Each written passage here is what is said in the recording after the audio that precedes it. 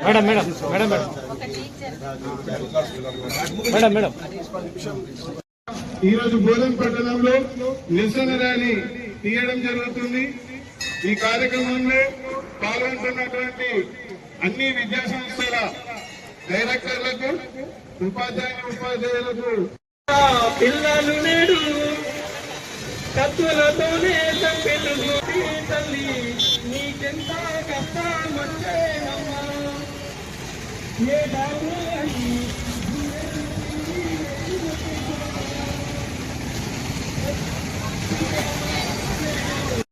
Principal madam Rupa Reddy madam గారి దారుణ హత్య గురించి ఈరోజు ట్రస్ట్ ఆధ్వర్యంలో రాష్ట్ర వ్యాప్త బంద్కి కాలివ్వడం జరిగింది.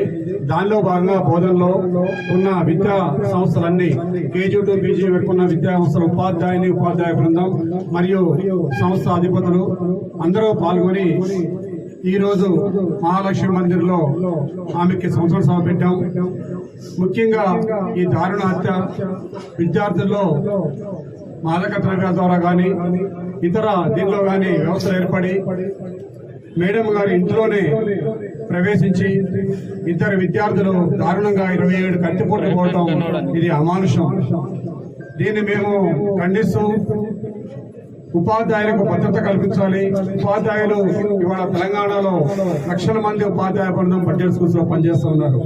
వాళ్ళందరూ కూడా భయభ్రాంతులకు గురవుతున్నారు. కాబట్టి ప్రభుత్వం కానీ ఇతర సంఘ నాయకులు కానీ ఈ టీచర్లకు కానీ సంస్థలకు కానీ భద్రత చాలా అవసరం పడింది.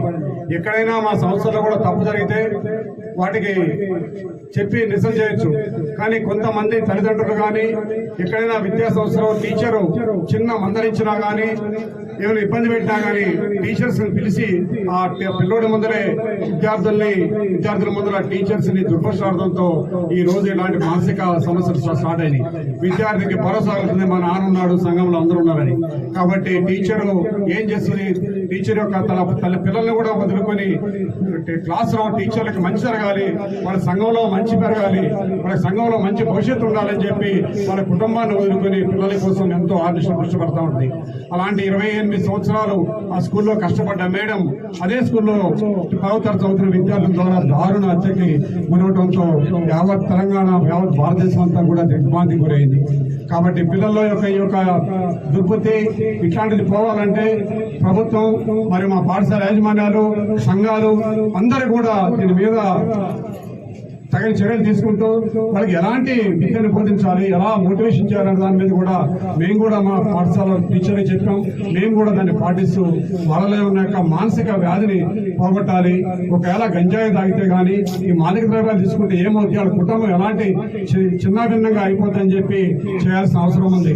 దీని గురించి ఈ రోజు మనం చూస్తే మన సాయి చైతన్య సిపి గారు ఈ నార్కోటిక్స్ మీద, ఈ డ్రగ్స్ మీద మన ఏసీపీ శ్రీనివాస్ సార్ గారు, మన వెంకటనారాయణ సిఐ గారు కూడా అనేక క్లాసులు మన స్కూల్స్ లో అనేక క్లాసులు పెడతా ఉన్నారు.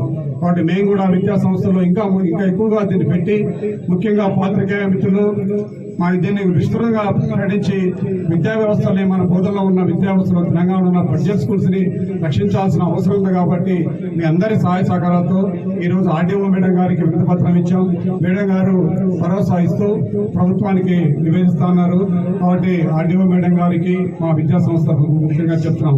ముఖ్యంగా మా టౌన్ ప్రెసిడెంట్ హరికృష్ణ ఆర్మిషన్లు కష్టపడి ఈ ప్రైవేట్ విద్యా సంస్థల బాగు కోసం తన యొక్క పనులు కూడా వదులుకొని చేస్తున్నాడు. కాబట్టి హరికృష్ణకి మరియు మా సహచార కస్టమర్ మిత్రులకి అందరికీ కూడా వచ్చిన ఉపాధ్యాయుని బృందాన్ని, ఎందుకంటే మనం ఇప్పుడు చూస్తే మీరు ఉపాధ్యాయ బృందం మొత్తం మహిళలే పనిచేస్తూ ఉన్నారు. 70% స్కూల్స్ లో మహిళా ఉపాధ్యాయులు ఉన్నారు. కాబట్టి వాళ్ళ కుటుంబంలో కానీ వాళ్ళకి కానీ భద్రత కావాలని కోరుతున్నారు. కాబట్టి దీని మీద ఈ రోజు మేము ప్రత్యేకంగా తెలంగాణలో ఉన్న రాష్ట్ర బడ్జెట్ స్కూల్స్ అన్ని కూడా ఈ రోజు చాలా భరోసా కోసం మేము ముందరకు వచ్చాం. కాబట్టి భరోసా కల్పిస్తారని, మున్ముందు కూడా సహాయ సహకారం అందిస్తారని ప్రభుత్వం కోరుకుంటూ ఈ అవకాశం ఇచ్చిన పెద్దలందరికీ, ముఖ్యంగా పాత్రికేయ మిత్రులందరికీ కూడా మనస్ఫూర్తిగా నమస్కరిస్తున్నాం. Thank you very much.